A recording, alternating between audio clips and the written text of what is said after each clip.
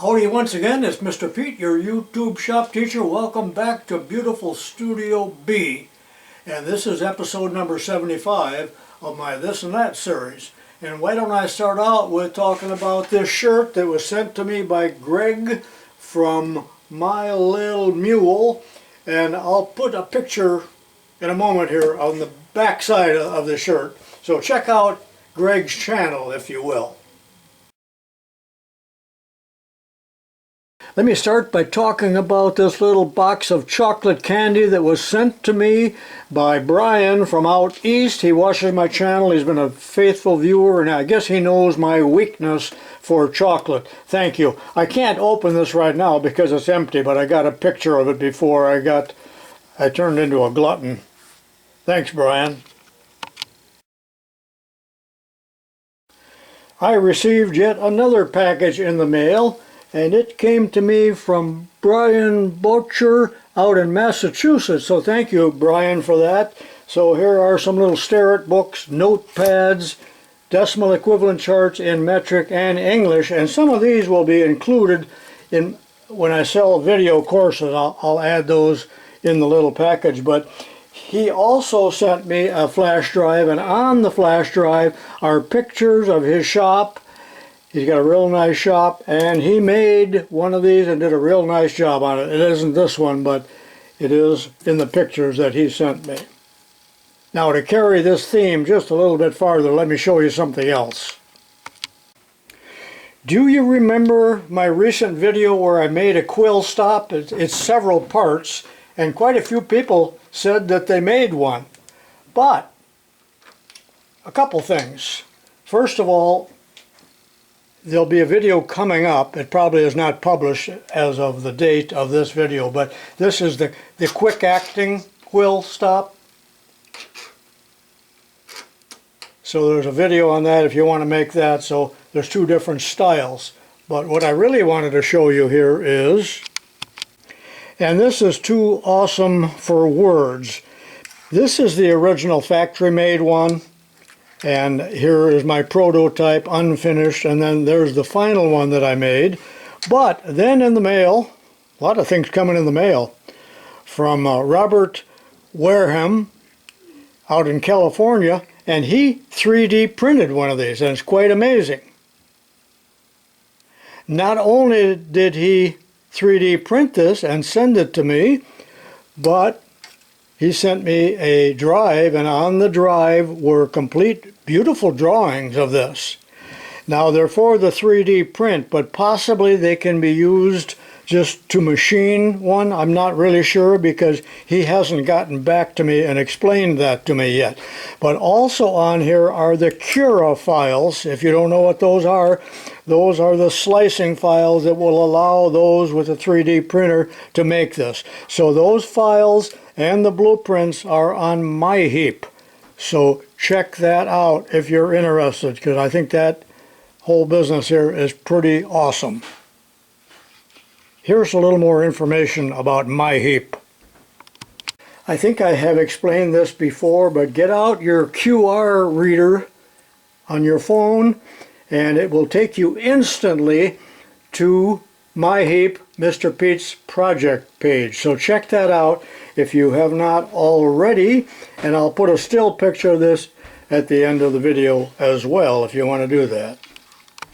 I really like these double-ended Charge tool holders, and this is the A size and this is the B size. They both use the same size insert, but I was unable to find them. I did put a plea out and several people told me what to get, but they didn't have the right size hole for the pin. But all of a sudden in the mail the other day, out of the clear blue sky, came this little package from Bob Patton. Thank you, Bob. And in that package are inserts, two different styles that fit perfectly. I have already installed new inserts, so I'm ready to cut some metal. Thanks, Bob.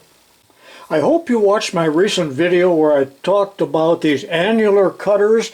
And remember, I did some cutting on both the Bridgeport and on the lathe, and I was simply holding these welded shanks in a 3/4 collet. Not the best because they can spin because there's no set screws against these two flats.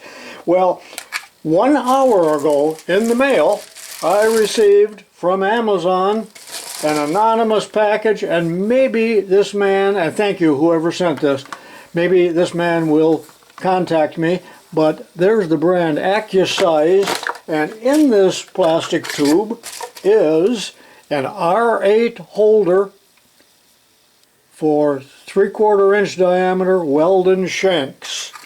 So I can do some serious cutting with this, and these set screws will lock on the flats.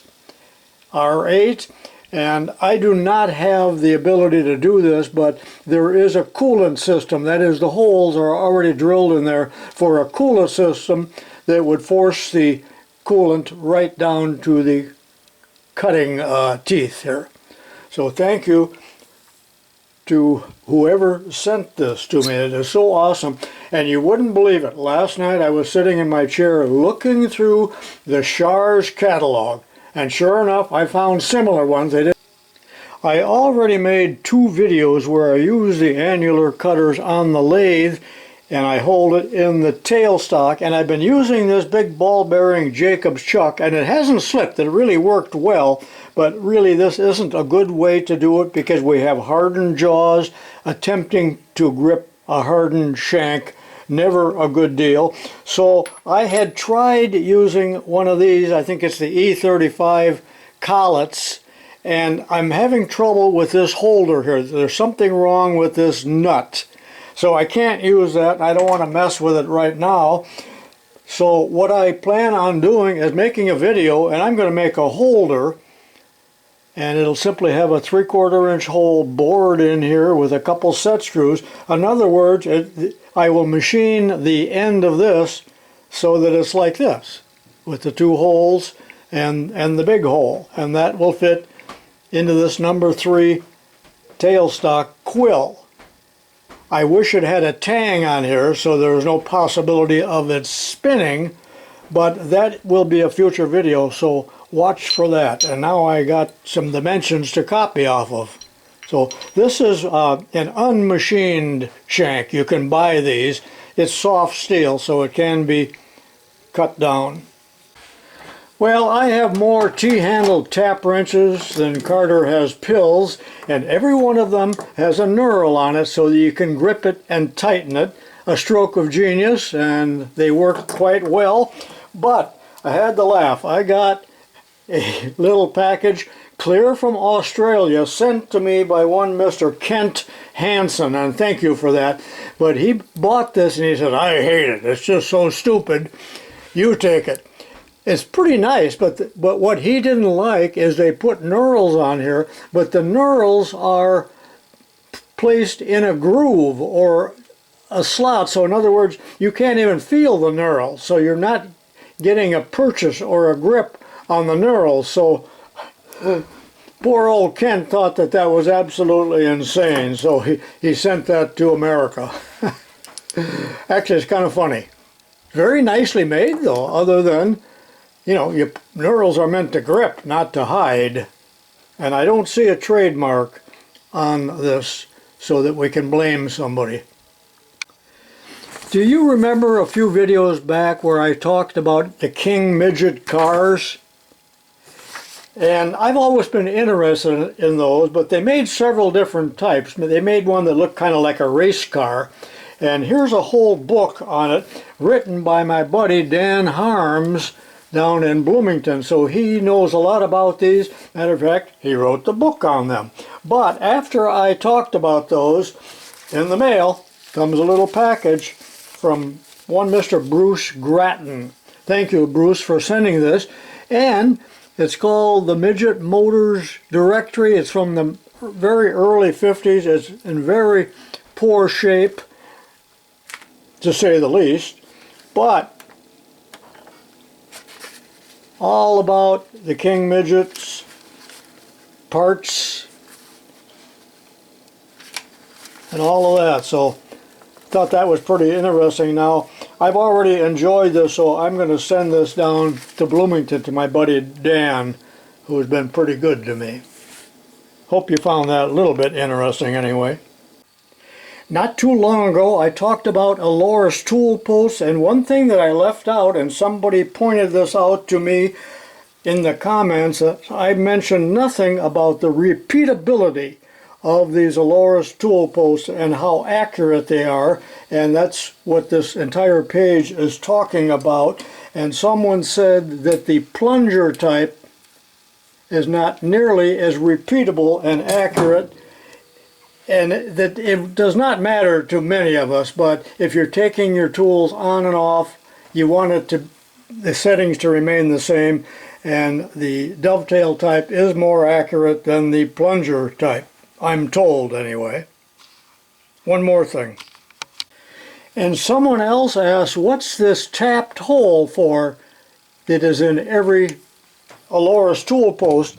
And here's a picture in the catalog, quite an old catalog, of an Annular's guide stop that screws into that threaded hole. And you can see the purpose of it. I'm at the Atlas lathe. Several months ago I rewired this switch so that I finally had a reverse on the Atlas lathe, and then the second time I used the machine I just reached up here, and since it did not matter for 25 years which direction I moved this, I hit reverse, instantly spun the chuck off. I can't believe I did that. So that's forward, and I put a lockout on there, so I cannot put it in reverse unless I loosen this and swing that out. And I had to do that at the high school to all of the machines so that the kids wouldn't put them in reverse by accident and spin the chucks off. It happens to the best of us, and the worst. Well, it's April 4th, 2023, so it's finally warm enough, just barely, to get out in the garage, and I want to say a few things about the South Bend vertical mill.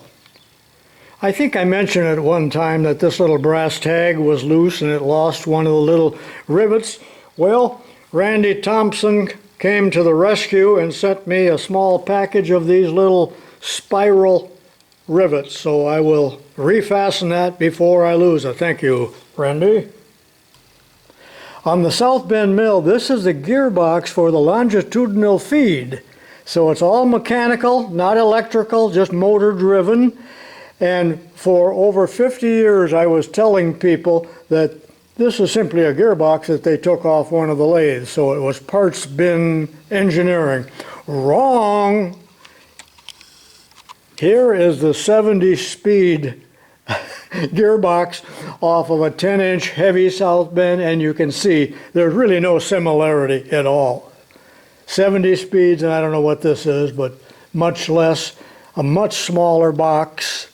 But finally, after over 50 years, I understand what it's all about. And they only made these for a short while, and then they went to the electric variable speed that mounted right on the end of the table.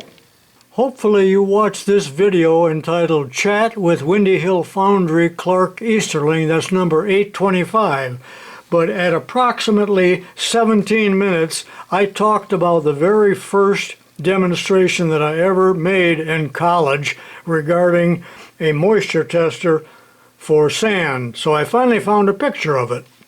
And here it is. It's a vintage tester. I think they still make them, but they'd be in a plastic box now. But it's called the Speedy Moisture Tester, and you could check corn and other items, but we were interested in sand. So you would weigh the sample of sand on that little balance, and you would put a scoop of reagent, which was really calcium carbide, same as we use in a carbide lamp, and put it in the container, shake it up real good, and that's a pressure gauge on the bottom, but actually it was converted to percentage of water, so you knew whether the moisture content was correct for your foundry sand. So when I made that, and it's a beautiful box with finger joints made out of oak, and I opened that up, and I guess I made a pretty good demonstration because the teacher and the students liked it, and that was when I was in college, the first month, I believe. And here's what it would look like if you bought it now. There's a little scale there, and Again, the sand and the reagent go in here, and there's a gasket. Not that the pressure is that great, they make it look like a submarine, but I guess that it is still available to this day. In February of 2022, I was in Florida and I stopped at Big Daddy Garlits Racing Museum in Ocala, Florida.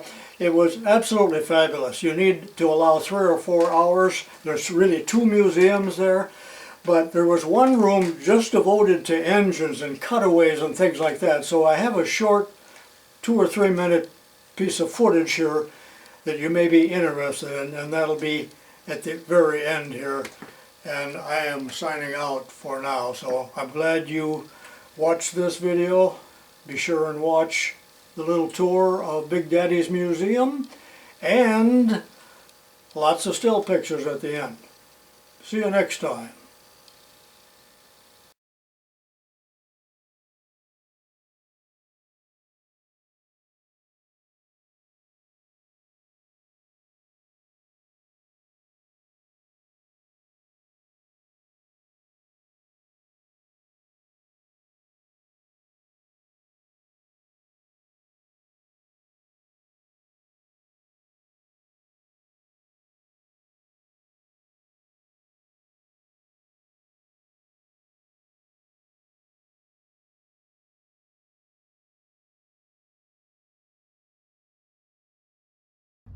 A complete wall of carburetors.